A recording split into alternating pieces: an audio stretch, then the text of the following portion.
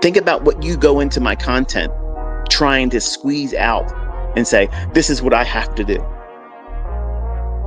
That's not my problem. That's your problem.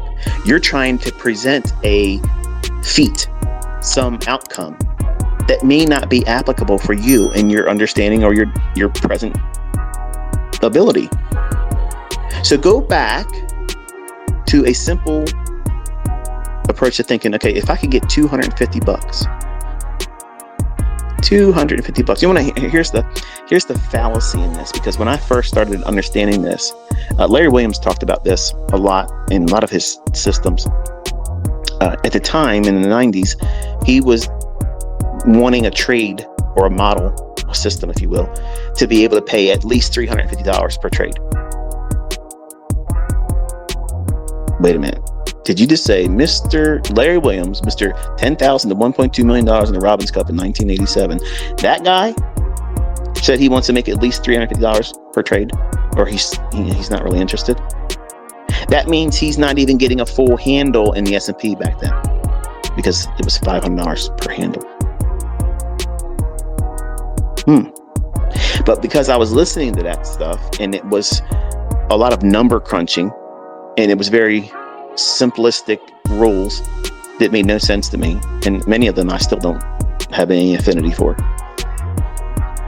But he had an approach that he wanted to take on, and it had to have this much in terms of back testing, saying it results and yields this much in terms of profit per trade.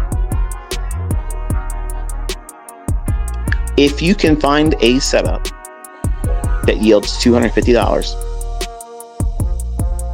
that $250 can be scaled to whatever the fuck you want it to be. What's $250? It's 5 handles.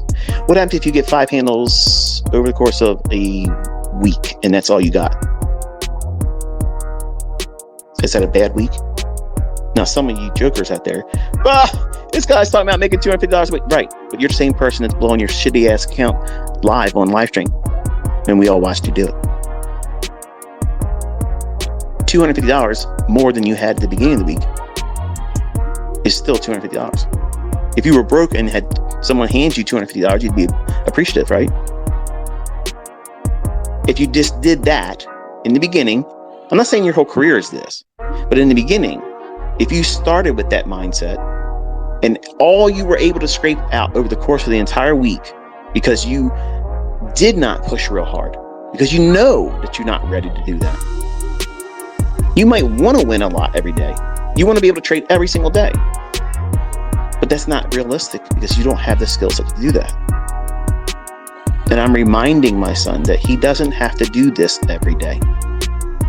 He needs to tape read. He needs to execute in front of me because he needs to be conditioned and desensitized from the fear he has placed on himself because of unrealistic expectations being acted upon. He tried to do it his own way.